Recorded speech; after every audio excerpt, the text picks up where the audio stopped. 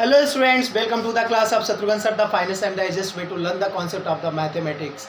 And in this video we discuss about the most important topic for your board examination of the CBSE 12th level, determinant and the matrix. And in this video we discuss all the properties of the determinant.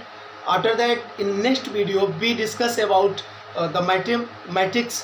So जिन students ने अभी तक इस channel को subscribe नहीं किया है तो भाई बोले तो जल्दी से चैनल सब्सक्राइब कर दीजिए, घंटा दबा दीजिए, पसंद आए वीडियो तो लाइक कीजिएगा और शेयर भी करिएगा ताकि हर ज़रूरतमंद के पास एक एक करके सारी वीडियोस मेरी पहुंच जाए। और आप लोगों से कहना है कि एक पूरा सेटअप बना के मैं पूरा 12th लेवल का और 11th लेवल का मैथ और फिजिक्स पूरा क्लियर कराऊंगा, तो आप लोग जुड़िए, अपने माइंड का ब्लूटूथ ऑन कर लीजिए। So this class is let's start. First we discuss about what is matrix and what is determinant and what is the main difference between determinant and the matrix.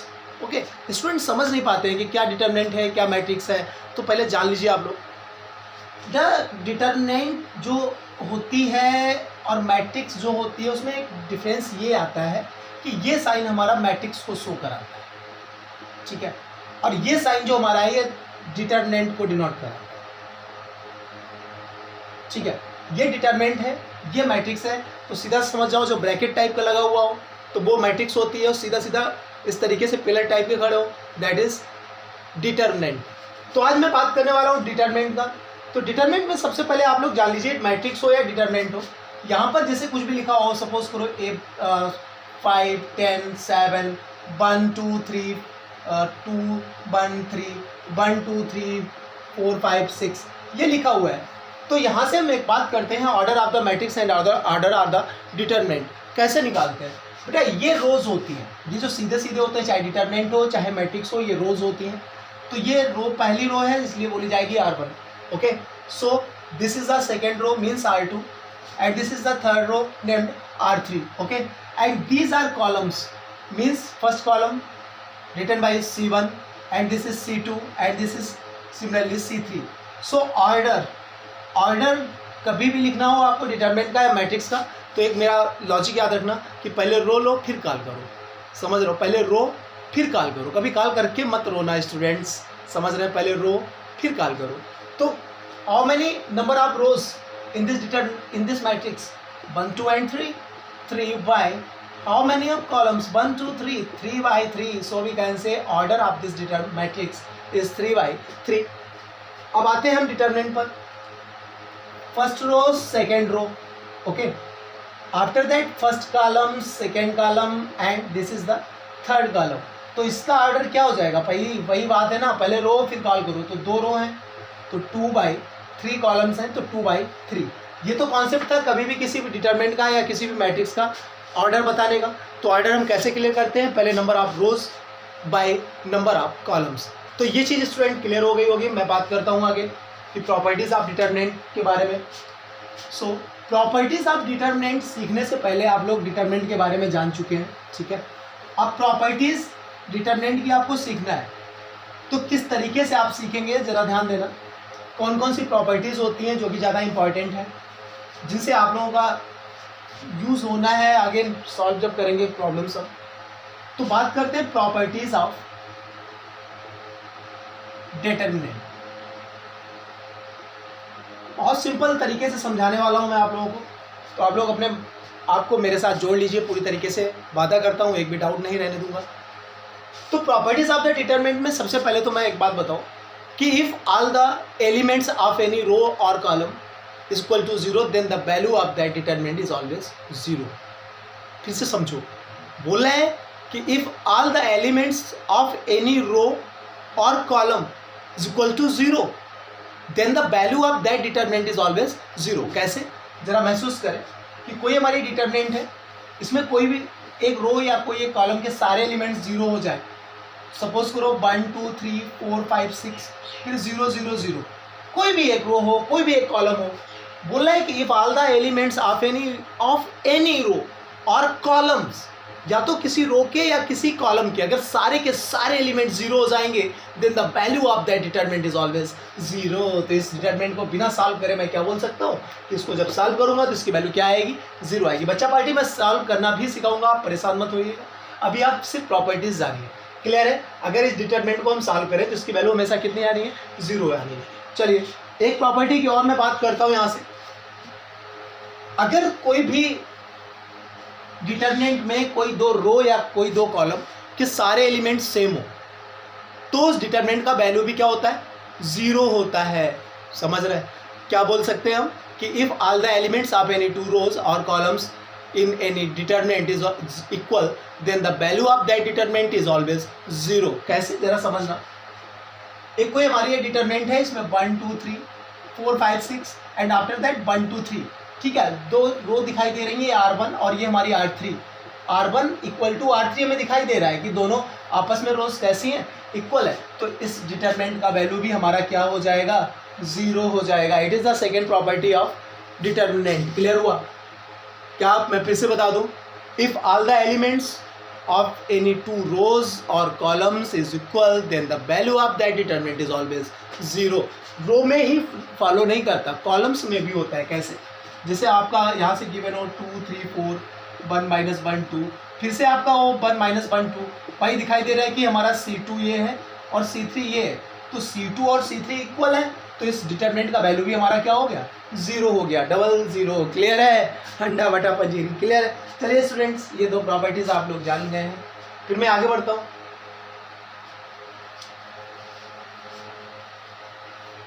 अब बात करता हूँ determinant की एक most important property की। Determinant का हम कभी भी डिटरमिनेंट हो, इसमें किसी भी रो को हम किसी भी रो में ऐड करा सकते हैं, सब्ट्रैक्ट करा सकते हैं। ये काम हम कर सकते हैं। कैसे? वो चीज़ मैं एक एग्जाम्पल के तौर पर सिखाऊंगा। सपोज करो आपका 1 2 3 4 5 6 और कुछ भी ले लो 0 1 2 ये गिवन है, ठीक है। यहाँ से ये R1 है, R2 है, R3 है। अब हमें कराना है कि R1 + R2 करा थोड़ी देर के लिए, तो चेंज नहीं होता। लिखते कैसे हैं वो जरा जानिए। हमें लिखने का तरीका ये होगा कि R1 + R2 कराना है ना, तो R1 टेंस टू लिखेंगे। क्या लिखेंगे? R1 tens two. R1 tens two R1 + R2 plus कराओ या माइनस कराओ तो डिटरमिनेंट का वैल्यू पर कोई इफेक्ट नहीं पड़ता है। चलिए R1 टेंस टू हमने क्या कराया? R1 + R2। तो R1 + R2 जब हमने कराया है तो किस तरीके से अब आगे लिखा जाएगा ये? तो R2 R3 आप ऐसे लिख लीजिए 4 5 6 0 1 2 लिख लिया। सिर्फ क्या चेंज होना है? R1 चेंज होना है। इतना याद रखना कि ये जिसके टेंस टू किया जाए स्टार्टिंग उसी से होनी चाहिए। बात को समझो, जो टेंस टू लिखा जाए स्टार्टिंग उधर इसी से होनी चाहिए। R1 टेंस टू है तो R1 + R2 करा रहे हैं, R1 - R2 कराते तो R1 + R2 कराएंगे तो क्या निकल के आएगा भाई? R1 R2 को ऐड करा रहे हैं तो R1 का ये 1, ये R1 है, ये R2 है, तो ये जो जिस ऑर्डर में आपका एलिमेंट रखा है वो एलिमेंट उसी ऑर्डर के एलिमेंट में ऐड हो जाएगा। तो 1 और 4 मिलके क्या बना? 5। ये 2 और 5 मिलके क्या बना? 7। ये 3 और 6 मिलके क्या बना? 9। तो बेटा अगर हम इसको कैलकुलेट करें और इस डिटरमिनेंट को कैलकुलेट करें तो भी आप लोगों के आंसर में कोई इफेक्ट नहीं आना है। समझ रहे हैं? अगर हम इसी जगह पर करा देते, सपोज करो R2 tense to R2 - R3 करा देते थोड़ी देर के लिए, तो R2 tense to R2 - R3 कराते तो यह R1 R3 नहीं बदलते, केवल क्या बदलता? R2 बदलता। जिसके टेंस टू लिखा जाता है ना वो बदलता है केवल। तो R1 R3 मैंने ऐसे लिख लिया, क्या है? 1 2 3, फिर क्या है?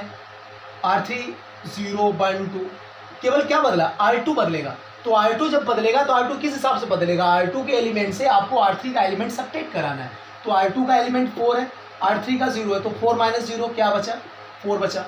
5 - 1 कितना? 4। 6 - 2 कराएंगे कितना आएगा? 4।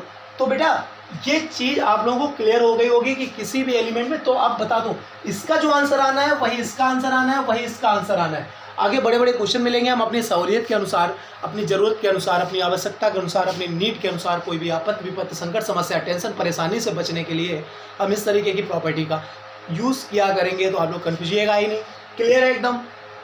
ये कॉन्सेप्ट क्लियर हुआ। चलिए नेक्स्ट प्रॉपर्टी की बात करता हूँ। अब मैं यहाँ से मैंने एक प्रॉपर्टी ले रखी है। एक प्रॉपर्टी आप लोगों को बता दूँ कि किसी भी रो में या किसी भी कॉलम में अगर कोई टर्म अगर कॉमन है तो उसे मैं निकाल के बाहर कर सकते हैं, मगर इतना याद रहे कि किसी भी एक रो में हो या किसी भी एक कॉलम से ही हम निकाल सकते हैं। कैसे? जरा समझिए। जैसे सपोज करो यहाँ पर 2 है, 4 है, 6 है, 1 2 3 2 4 6 ये गिवन था। ठीक है, बोला है कि प्रूव दैट, ये क्वेश्चन था, prove that this equal to 0। बच्चा पार्टी क्या था, तो ये तो साफ साफ दिखाई दे रहा है, यहाँ पर 5 कर लो, नहीं तो फिर दिक्कत हो जाएगी। 2 4 6 2 4 6 ये तो सेम हो गए, तो डायरेक्ट 0 दिखाई दे रहा था। अब इसको 0 प्रूव कराना है, ठीक है। तो अब आपको कैसे करना है, सबसे पहले तो हमने इधर देखा जहाँ के 2 है 4 है 6 है, ये R1 जो हमें दिख रही है, R1 में हमें क्या दिख रहा है कि 2 हमारा कॉमन हो सकता है। भाई महसूस करो भाई, 2 4 6 तीनों में हमें 2 कॉमन दिख रहा है, तो 2 निकाल लो बाहर। तो हमने 2 निकाल के बाहर कर लिया। जब 2 चला गया यहाँ से क्या बचा 1, 4 की जगह पर बचा 2, 6 की जगह पर बचा 3, क्योंकि भाई कॉमन, तो 1 2 जा 2, 2 2 जा 4, 2 3 जा 6। After that 1 2 3 2 5 6। अरे है, अब हमें क्या दिखा कि ये हमारी R1 और R2 ये इक्वल है। और according to the property of determinant क्या होता है कि if all the elements of any 2 rows और column is equal then the value of that determinant is always 0। Clear. तो इस डिटरमिनेंट का वैल्यू 0 हुआ, means 2 × 0 directly equal to 0। Okay, तो प्रूव हो गया। एलएचएस हमने लिया, क्या निकल के आ गया आरएचएस। तो ऐसे छोटे छोटे अभी मैं करा रहा हूँ, बड़े बड़े क्वेश्चंस आप लोगों को फेस करना है आगे फ्यूचर में। आप लोग टेंशन मत लीजिएगा, जब आप लोग डिटरमिनेंट और मैट्रिक्स का पूरा कॉन्सेप्ट मेरे द्वारा सीख लेंगे, फिर उसके बाद मैं एक एक करके क्वेश्चन जो कि बोर्ड इंपॉर्टेंट हैं बोर्ड के लिए, उनको सॉल्व कराना स्टार्ट करूँगा। तो चैनल मैं फिर बोल रहा हूँ, जिन बच्चों ने सब्सक्राइब नहीं किया कर लीजिए, क्योंकि मस्त वीडियोज़ आने वाली हैं आप लोगों के लिए। मैं पूरी कोशिश करूंगा कि मैं आपका कॉन्सेप्ट, आपका दर्द समझ सकूं, आपको कॉन्सेप्ट दे सकूं। तो बच्चा पार्टी ये इतनी ही मेन इंपॉर्टेंट प्रॉपर्टीज़ हैं। एक प्रॉपर्टीज़ और आप लोगों को बताया दे रहा हूँ, माइंड में आ रही है, अपना माइंड जब चल ले, एक आ गई हल्की सी, तो बता दें आप लोगों को कि कभी भी डिटरमिनेंट में किस तरीके से, देखो मैं एक एग्जाम्पल लेके समझाता हूँ, तब आप लोग समझेंगे, ठीक है। रट्टाफिकेशन नहीं चाहिए, आप महसूस करना उस बात को। सपोज करो आपका दिया है 1x और x प्लस बाई, फिर दिया है 1 या कुछ भी दिया हो, सपोज करो 2 दिया है, यहाँ पर बाई दिया, यहाँ पर दिया बाई प्लस जेड, यहाँ पर 3 दिया है, कुछ भी दे सकता है, यहाँ पर z दे दिया, यहाँ पर z प्लस एक्स कर दिया। इस तरीके के क्वेश्चन से आपकी मुलाकात हुआ करेगी, ठीक है। तो जब एक बात देखो जरा, अब हम इसको 2 पार्ट में बांट सकते हैं। कहाँ से बांट सकते हैं, ये बीच में तुम्हें प्लस का साइन दिख रहा है, सब में 2 एलिमेंट ऐड है, तो हम एक बार ये और ये वाला कैसे 1 2 3 x बाई जेड, और यहाँ से क्या x बाई जेड, ये हमने साथ साथ ले लिया, ठीक है। सिर्फ ये लिया है तीनों। अब बीच में साइन कौन सा था, प्लस, प्लस लगा दिया। अब उधर से क्या है 1 2 3 x बाई जेड, और यहाँ से ये लास्ट में क्या है बाई जेड एक्स। इसको अलग अलग हमने कर दिया, एक बार ये x बाई जेड लिया है और एक बार बाई जेड एक्स लिया है। कई सारे क्वेश्चंस आएंगे तब आपको क्लियर हो जाएगा। चलिए इस प्रॉपर्टी का आप लोग स्क्रीनशॉट ले लीजिए। मेरा मानना है कि ये ज़्यादा इंपॉर्टेंट प्रॉपर्टी है।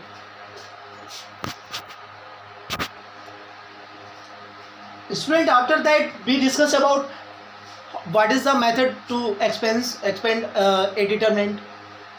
किसी भी डिटरमिनेंट को हम किस तरीके से एक्सपेंड करते हैं, उसका वैल्यू कैसे निकालते हैं, जरा ये जानिए आप लोग। तो बेटा आपके सिलेबस में according to the syllabus of the CBSE 12th level 2 ही टाइप की आपकी हो सकती हैं कि नंबर ऑफ रोज मैक्सिमम 3 हो सकती हैं, 2/2 हो सकता है, 3/3 हो सकता है, इसके अलावा डिटरमिनेंट नहीं हो सकती है, ठीक है। तो जरा जान लीजिए आप लोग, अगर 2/2 हो, 2/2 का मीन्स क्या हुआ कि जिसमें 2 रो हो और 2 कॉलम हो, ठीक है। तो सपोज करो आपका दिया है 1 2 3 4, इसको सॉल्व करना है, कह रहा है इसकी वैल्यू बतानी है, ठीक है। तो इसकी वैल्यू कैसे निकालेंगे, सीधा सा हिंदी का 4 याद रखिए, या फिर जैसे आप लोग R बनाते हैं वो याद रखिए। R कैसे बनता है बेटा, ये आता है ये जाता है, तो यहाँ से इधर आपको मल्टीप्लाई मारना है, फिर ये साइन है माइनस का, फिर इधर से इधर मल्टीप्लाई मार देना है। बात को समझना, जैसे ये 2/2 का है तो 1 का मल्टीप्लाई 4 में, तो 1 × 4, ठीक है, माइनस अब 3 × 2, ये इंटू ये माइनस ये इंटू ये, तो 3 × 2, तो 1 4 जा 4 और -3 2 जा कितना बना 6, तो आंसर कितना आ गया -2। बस डिटरमिनेंट सॉल्व हो गया। डिटरमिनेंट सॉल्व करने के लिए हमें कोई मेहनत करने की जरूरत नहीं है, बस थोड़ा सा लॉजिक है वो समझ लीजिए। जैसे अब मैंने 2/2 का एक एग्जांपल और ले लिया। सपोज करो आपको मैंने दे दिया cos 15 degree into sign 75 degree, फिर से मैंने ले लिया साइन 75 डिग्री और इंटू कॉस 15 डिग्री, 75 ही कर लो, यहाँ पर भी, यहाँ पर 15 कर लो थोड़ी देर के लिए। ये मुझे इसका वैल्यू निकालना है। क्वेश्चन ठीक है, सटीक बैठेगा, इसका वैल्यू निकालना है। तो इसका वैल्यू निकालने के लिए क्या, इसका मल्टीप्लाई इधर ये इंटू ये, तो क्या बनेगा cos 15 इंटू cos 75 माइनस ये अब इसका इधर मल्टीप्लाई ये इन दोनों का, तो क्या बनेगा sine 75 degree into sine 15 degree. Okay, now command the next step. अब तो ये डिटरमिनेंट का खेल खत्म हो गया, यहाँ से ट्रिग्नोमेट्री अप्लाई हो गई। तो कौन सा फार्मूला दिख रहा है, cos A cos B minus sign A sine B. क्या होता है कॉस ए प्लस बी, कहने का मतलब कॉस ए प्लस बी। ए कितना है 15 एंड बी कितना वर्क कर रहा है 75, तो मीन्स कितना बना कॉस 90। और कॉस 90 वैल्यू बच्चा बच्चा जानता है क्या होती है, 0 होती है। भाई तुम्हारे डिस्ट्रिक्ट में बदल तो नहीं जाता है, यही होता है ना जो हमारे कन्नौज डिस्ट्रिक्ट में होता है। ठीक है, तो वैल्यू कितनी निकल के आई 0। तो किस तरीके से हमने 2/2 को सॉल्व किया, डायरेक्ट ये इंटू ये माइनस ये इंटू ये तो बात थी 2/2 की। स्टूडेंट्स अब मैं बात कर रहा हूँ किस तरीके से हम 3/3 को सॉल्व करते हैं, किस तरीके से डिटरमिनेंट को, जब ऑर्डर गिवन हो 3/3। एक एग्जांपल लेके ही समझाते हैं तो लॉलीपॉप वर्जन बन जाएगा। चलिए देखिए, मैंने आप लोगों के लिए एक डिटरमिनेंट ले ली, सपोज करो 1 2 3 4 5 1 2 3 1 7। ठीक है, ये करना है। तो आपको इसको कैसे करना है, इसका ऑर्डर सबसे पहले देखो क्या है 3/3 है। ऑर्डर क्या है इसका 3/3 है। आपको सबसे पहले ये एलिमेंट लिखना है, मेरे साथ साथ ध्यान देना। सबसे पहले क्या लिखा 1, ब्रैकेट लगाया। अब ये 1 किस रो में पढ़ रहा है, किस कॉलम में पढ़ रहा है, उसको छुपा लेना है। तो ये बेटा फर्स्ट रो में पढ़ रहा था और फर्स्ट कॉलम में पढ़ रहा था, दिखाई दिया। तो आपके पास अब क्या क्या बचा 1 2 1 7 दिखाई दे रहा है ना आप लोगों को। तो सबसे पहले क्या होगा 1 का मल्टीप्लाई 7 में, जिस तरीके से मैंने अभी 2/2 का बताया। तो 1 का 7 में तो 1 इंटू 7 माइनस, अब 1 का 2 में तो 1 इंटू 2, निपट गया ना इतना कम। अब इसके बाद में जो सेकेंड एलिमेंट है इसका साइन बदल के, जैसे प्लस का 2 था तो यहाँ पर क्या लिखा माइनस का 2, फिर ब्रैकेट लगाया। अब बेटा इस 1 को नहीं छुपाना है, अब इस 2 को छुपाना है। तो 2 किस रो में है, फर्स्ट रो में है और फर्स्ट सेकेंड कॉलम में, ये मैंने छुपा लिया। अब आपको क्या क्या दिख रहा है 5 2 3 7, तो 5 इंटू 7 माइनस 3 इंटू 2, तो क्या बना 5 इंटू 7 माइनस 3 इंटू 2। ओके, अब इस 2 को भी नहीं छुपाना है। अब हमें क्या उठाना है, ये 3 उठाना है। तो प्लस साइन के साथ 3 ले लिया। बात को समझ में आया कि हमें किस तरीके से चलना है, ये प्लस माइनस फिर प्लस लेना है। तो प्लस का हमने क्या लिया 3। अब 3 को जब छुपाएंगे स्टूडेंट्स तो फर्स्ट रो और थर्ड कॉलम छुप जाएगा। ये छुपा हुआ दिख रहा है ना आप लोगों को, ये दिखाई दे रहा है। तो अब ये 5 1 3 1 दिख रहा है, तो 5 बन जा 5 माइनस 3 बन जा 3, तो क्या होगा 5 बन जा 5 माइनस 3 बन जा 3। तो क्या आना है 5 इंटू 1 माइनस 3 इंटू 1। स्टूडेंट फिर से इस बात को समझो, सबसे पहले तो मैंने ये एलिमेंट लिया। अब ये जिस रो में पढ़ रहा है, जिस कॉलम में पढ़ रहा है उसको बंद कराया। तो ये में 4 एलिमेंट दिखाई दे रहे हैं 1 2 1 7। तो 1 का 7 में मल्टीप्लाई माइनस 1 का 2 में मल्टीप्लाई। ओके, आफ्टर दैट ये सेकेंड एलिमेंट में जब हम आएंगे तो माइनस का 2 लेंगे और 2 को हमने छुपाया है इस रो में और इस कॉलम में पढ़ रहा था। 5 इंटू 7 माइनस 3 इंटू 2, ये मैंने लिख दिया है। फिर प्लस बेटा ये 3 लेना है और 3 के साथ भी ऐसे ही करना है। आगे बढ़ाया तो ये 7 बन जा 7 माइनस 2 बन जा 2, तो ये 1 का मल्टीप्लाई को फर्क ही नहीं पड़ रहा। तो 7 माइनस 2 कितना बन जाएगा 5 बना। यहाँ से इधर आ जाओ तो माइनस का 2 पिटारे में क्या है 7 5 जा 35 माइनस 3 2 जा 6 प्लस 3 5 बन जा 5 माइनस 3। बच्चा अगली स्टेप में क्या आ जाएगा 5 माइनस 35 माइनस 6 कराया कितना आया, कराओ भाई 29 आया। तो 29 2 जा, तो मल्टीप्लाई मुझे आता नहीं यार, बहुत दिक्कत देता है। 9 2 जा 18 कैरी 1 2 2 जा 4 1 5। अरे मैं झूठ नहीं बोलता यार, मुझे टेबल नहीं आती है। ठीक है, बचपन से ही नहीं सीखा, मैंने ट्रिक सीख ली। जब सीखने वाली उम्र आई तो मैंने जुगाड़ सीख ली। टीचर पूछते थे 1 सेकंड का टाइम लगता था, माइंड में कैलकुलेट करके बता देता था स्टूडेंट्स। तो वही काम आप लोगों को भी सीखना है। तो हमारा टेबल आज भी कमज़ोर है, मुझे 9 से ऊपर का टेबल नहीं आता। आगे बढ़िए, 5 माइनस 3 क्या है 2 है, 2 3 जा क्या बना 6। आगे बढ़ाएंगे तो इसको आप कैलकुलेट कर सकते हो, 6 5 मिलके 11 बन चुका है माइनस 58। तो इसका जब कराएंगे 8 माइनस 1 7 5, तो माइनस 47 इसका क्या आ गया आंसर। तो इस तरीके से हम डिटरमिनेंट को सॉल्व करते हैं जब वो 3/3 का हो। चलिए क्वेश्चन मैं और उठाता हूँ, उसको भी सॉल्व करने की कोशिश करता हूँ। आप लोगों से मैं पैटर्न सिखा रहा हूँ, जब आप लोग क्वेश्चन सॉल्व करेंगे हमारे लेक्चर को देखेंगे तो आप लोगों का कॉन्सेप्ट पूरी तरीके से क्लियर हो जाएगा। जहाँ से मैंने आप लोगों का ले लिया, सपोज करो 1 माइनस 2 और 3 लिया है, 2 माइनस 3 1 1 2 माइनस 1 ये ले रखा है। अब इसको कैलकुलेट कराना है, सबसे पहले मैंने 1 उठाया। अब स्टूडेंट अपनी निगाह रखना, फर्स्ट रो फर्स्ट कॉलम बंद कराया तो ये 4 दिखाई दे रहा है। मैं थोड़ा डायरेक्ट करूँगा, तो अब इसमें -3 का मल्टीप्लाई -1 में होगा, सबसे पहले ये इंटू ये, तो -3 -1 क्या बन गया, माइनस माइनस प्लस 3 बन जा 3, समझ में आया। -2 का 1 में तो 2 बन जा 2, पहले का काम खत्म। आफ्टर दैट ये -2 था तो हमने +2 लिखा, साइन बदल के लेते हैं ये बीच वाला, अब +2 ले लिया है, तो +2 लेने के बाद में अब हमें ये फर्स्ट रो और ये 2 -2 जो था ये किस में पड़ रहा था, सेकेंड कॉलम में, तो इनको छुपाना पड़ेगा। तो ये 4 दिखाई दे रहा है, तो 2 का -1 में तो 2 माइनस बन जा -2 हो जाएगा और 1 बन जा 1 हो जाएगा, तो 2 का -1 में हुआ तो 2 इंटू -1 और माइनस अपनी तरफ से 1 बन जा 1, ये तो डायरेक्ट है। फिर +3 लिखा, ये दोनों छुपा लिए, तो 2 2 जा 4 माइनस अपनी तरफ से, अब 1 का -3 में कराओगे तो -3 आएगा बच्चा, तो माइनस माइनस क्या कर देगा, +3 कर देगा।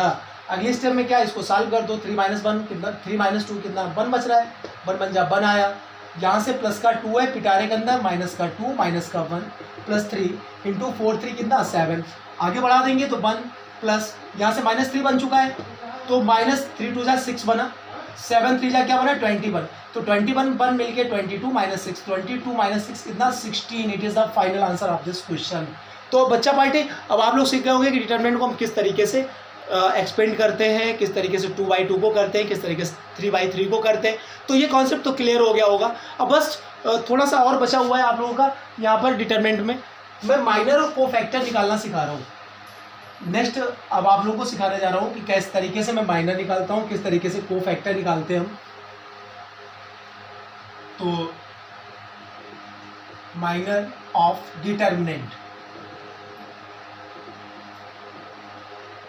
तो माइनर किस तरीके से निकालेंगे जरा ध्यान देना बच्चा पार्टी, माइनर निकालना हो या कोफैक्टर निकालना हो, किस तरीके से बोला जाएगा वो आप जरा जान लीजिए, ठीक है। सबसे पहले तो एक बात बता दूं कि कोई भी डिटरमिनेंट अगर होती है तो इसे लिखा जाता है A11, A12, A13, A21, A22, A23, A31, A32, A33। अगर ऐसे और ज़्यादा भी होता तो क्या लिख सकते थे, A41, A42, A43। अपनी आत्मा की शांति के लिए हम कितना भी कर सकते हैं। अब इसका ऑर्डर क्या है, 1 2 3 4, 4 रोज हैं, कॉलम कितना है 1 2 3, तो ऑर्डर कितना हुआ 4/3 हुआ कि नहीं हुआ, क्लियर है। अब इसका ये एलिमेंट मैंने A11, A12, A13 लिखे हैं, इसका मीन्स क्या है जरा समझना। A11 का मतलब है कि फर्स्ट रो फर्स्ट कॉलम का एलिमेंट, अगर इसका दूर से पहचान है, दूर से पहचान क्या है, पहले रो होती है फिर कॉल होती है, ये ऑर्डर लिखा हुआ है नीचे, सपोज करो ये 3 2 है, 3 2 का मीन्स क्या है कि ये थर्ड रो में पड़ रहा है, देखो जरा थर्ड रो में है, first second third, third row में है ना, और सेकंड कॉलम में है तो फर्स्ट सेकंड, देखो सेकंड कॉलम में भी पड़ रहा है, थर्ड रो में भी पड़ रहा है, तो ये नीचे जो लिख दिया जाता है, ये नीचे लटका दिया जाता है। सपोज करो AIJ लिखा हो, क्या लिखा हो AIJ, IJ का मीन्स क्या होता है, I होता है कि किस रो में है और J होता है किस कॉलम में है, ठीक है। तो हम दूर से समझ जाते हैं कि हमारा ऑर्डर क्या है और किस तरीके से A11, A12, A13 ये सब दूर से ही में दिखने लगता है। तो आपको अगर माइनर निकालना हो, क्या निकालना हो बेटा, माइनर निकालना हो किसी भी डिटरमिनेंट का, सपोज करो मैं एक एग्जांपल लेके समझाता हूं तो आप लोगों का कॉन्सेप्ट ज़्यादा क्लियर होगा। 1 2 3 2 4 6 1 5 7 मैंने ये ले लिया है, यहाँ पर 5 कर लो, नहीं तो ये तो फिर वही 0 होना है बेटा, ये मैंने ले दिया और मैंने आपसे बोल दिया कि आपको क्वेश्चन बोल रहा है find the minor of A23, ठीक है। आपको क्या चाहिए, find the minor of the element A23 of the element, और यहाँ पर लिखा होगा एलिमेंट, क्लियर है, कौन सा A23 का माइनर चाहिए। तो जरा महसूस करो A23 है कहाँ पर, तो सेकेंड रो थर्ड कॉलम में कौन सा एलिमेंट पड़ रहा है, आप वो जरा झांक के देखिए। तो सेकेंड रो कौन सी हुई, सेकेंड रो तो ये, सेकेंड रो कौन सी हुई ये, और थर्ड कॉलम कौन सा हुआ ये, बात को समझो भाई, second row and third column, तो सेकेंड रो ये हुई, थर्ड कॉलम ये हुआ, तो ऐसा कौन सा एलिमेंट है जो दोनों में कंबाइंड हो, ये बेटा 6 हुआ, समझ में आया। तो अब सेकेंड रो थर्ड कॉलम को आपने छुपा लिया है, अब आपको कौन कौन से 4 दिखाई दे रहे हैं, 1 2 1 5, तो 1 2 1 5 इनको ले लो, कैलकुलेट कर दो, तो 5 बन जा 5 -2 बन जा 2, तो 5 - 2 कराए कितना आ गया 3, तो यही इसका क्या हो गया आंसर हो गया। कभी भी आपको माइनर निकालना हो तो जो भी एलिमेंट हो पढ़ रहा हूँ उसको इस तरीके से आप ड्रॉ कर लीजिए, जो बचे बस उनको कैलकुलेट कर दीजिए। सपोज करो मैं एक एग्जांपल और ले रहा हूँ तो माइनर निकालना पूरी तरीके से क्लियर हो जाएगा।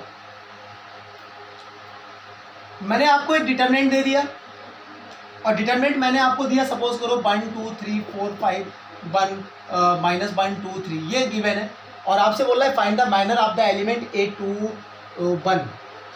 इसका माइनर चाहिए, A21 चाहिए, 21 का माइनर चाहिए। तो A21 तो इसका मीन्स क्या है, ये सेकेंड रो फर्स्ट कॉलम, तो सेकेंड रो को मैंने बंद किया, फर्स्ट कॉलम को बंद किया। अब कौन कौन से में दिखाई दिए 2 3 2 3, तो ये 2 3 2 3, तो ये अब इसको कैलकुलेट करो तो 2 3 जा 6 माइनस 2 3 जा 6, तो 6 माइनस 6 कितना 0, तो minor of the element A21 कितना निकल के आ गया 0 आ गया। तो माइनर निकालना बच्चा पार्टी क्लियर हो गया होगा मुझे उम्मीद है। अब बात करते हैं हम कोफैक्टर किस तरीके से किसी भी डिटरमिनेंट के किसी भी गिवन एलिमेंट का फाइंड करते हैं। चलिए अब मैं बात करता हूँ कोफैक्टर का। तो माइनर की जगह पर मैं कोफैक्टर निकालना सिखा रहा हूँ। माइनर तो सीख गए ना आप लोग, बस माइनर निकालने में माइनर जब निकल आता है तो कोफैक्टर में कोई आपत्ति नहीं आती। कोफैक्टर निकालते समय क्या होता है बस इतना याद रखना है। जैसे अब आपको मैं ये भी एक एग्जांपल से ही समझा रहा हूँ तो सिंपल लगेगा। सपोज करो मैंने आपका दे दिया 1 2 3 1 -1 2 -1 2 3 ये गिवन है। आपसे बोल दिया find the cofactor of the element, कोई भी एलिमेंट ले लो। सपोज करो मैंने ले लिया A31 ले लिया। क्या ले लिया बेटा A31। दो क्वेश्चन है, एक तो आपको निकालना है A31 का और इसी में एक चाहिए आपको A23 का, ठीक है। दो क्वेश्चन है, एक 31 लिया एक 23 लिया। तो आपको करना क्या है, सबसे पहले 31 का अब कोफैक्टर निकालना है, माइनर नहीं निकालना। तो आप वैसे माइनर निकालते थे, आप माइनर निकालिए। 31 मतलब थर्ड रो और 1 का मीन्स फर्स्ट कॉलम। तो कौन से 4 दिखाई दे रहे हैं, ये दिखाई दे रहा है, तो ये तो मैं लिखने ही पड़ेंगे 2 3 -1 2 लिख लिया, ठीक है। बट आपको एक काम करना होता है, स्टार्टिंग में -1 का डिग्री भी मल्टीप्लाई करना होता है। ये क्या था 3 और 1, तो इसकी डिग्री क्या 3 + 1, ये और कराना होता है। कंफ्यूज मत होइएगा, देखिए जरा कॉन्सेप्ट को। मैंने किया क्या है, जो मैं करता था आपके माइनर के लिए वो तो मैंने कर ही दिया। बस स्टार्टिंग में कोफैक्टर में क्या लगाना होता है अपनी तरफ से -1 और इसकी डिग्री में ये जो रो और कॉलम जो भी होते हैं ना इनको ऐड करा के लिखना होता है। तो ये -1 की डिग्री ये क्या है 31 कितना 4 बन रहा है, तो 4 क्या है इवन है, तो माइनस का कोई नामो निशान नहीं रह जाएगा। या फिर हटाओ, ये आप लोग कंफ्यूज हो रहे हो, ये तो मैंने तरीका बताया है। आप लोग एक काम करिए, बस सीधे से ये जैसे कोफैक्टर निकाल लो तो पहले माइनर निकालते हो वो तो निकालो, लिख दो अपना, ठीक है। बस आपको क्या देखना है कि 3 और 1 मिलके क्या बन रहा है 4, इवन नंबर है तो कोई मतलब नहीं है, ठीक है। अब इसको कैलकुलेट मार दो, तो 2 2 जा 4 माइनस यहाँ से क्या बना 3 1 जा 3 माइनस का 3, तो 4 3 क्या आ गया 7 आ गया। अब अगर हमें निकालना होता है ये किसका है बेटा, ये है हमारा कोफैक्टर ऑफ A31, ये निकला हुआ है। अब कोफैक्टर ऑफ A23 निकालना हो तो 2 3 के लिए जरा बात करो, तो 2 3 में अगर हम बात करें तो सेकेंड रो और थर्ड कॉलम, दूसरे ही समझ में आ रहा है। 2 3 में क्या सेकेंड रो थर्ड कॉलम, तो सेकेंड रो हमारी कौन सी हुई ये, और थर्ड कॉलम कौन सा हुआ ये, छुपा लिया। क्या क्या बना 1 2 -1 2, तो 1 2 -1 2, ये तो हो गया। लेकिन आप यहाँ पर भी थोड़ा निकाल लगाओ, 3 और 2 मिलके क्या बन रहा है 5, 5 इवन है या ऑड है। अगर ऑड हो तो पहले माइनस फिट कर दो बस, ठीक है। अगर ऑड हो तो पहले क्या फिट कर दो, माइनस फिट कर दो। अगर इवन हो तो कोई मतलब नहीं है, जो प्लस का साइन है, जो साइन है यहाँ पर भाई साइन तो प्लस ही है तो वही रहेगा। अब इसको जरा कैलकुलेट मार दो, तो माइनस तो लिखा रहने दिया, ये 2 1 जा 2 और माइनस का 2 1 जा 2 माइनस का, तो माइनस माइनस क्या हो गया +2, तो आंसर कितना आ गया -4 आंसर आ चुका है। तो उम्मीद करते हैं कि कोफैक्टर आपका डिटरमिनेंट भी आप लोगों का क्लियर हो गया होगा। तो बच्चा पार्टी इसको जरा आप लोग स्क्रीनशॉट ले लीजिए, फिर मैं एक नई चीज़ कराता हूँ आप लोगों का।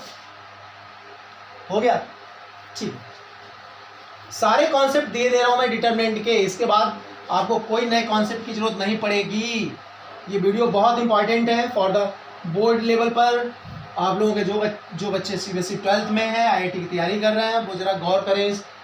तो अब बात करते हैं हम एरिया ट्रायंगल की, area of triangle using determinant.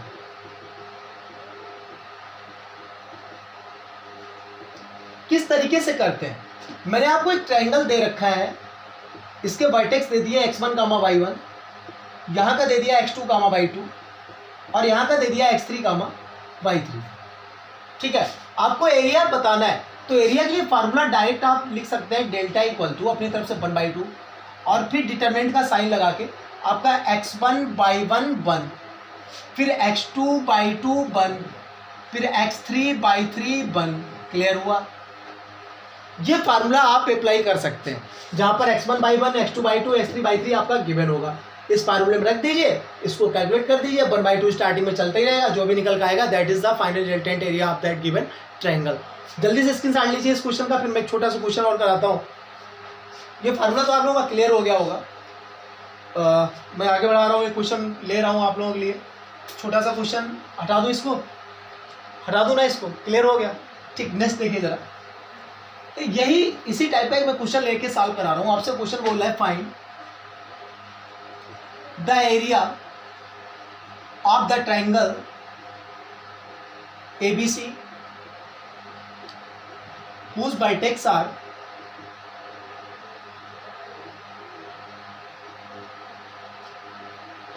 1,2,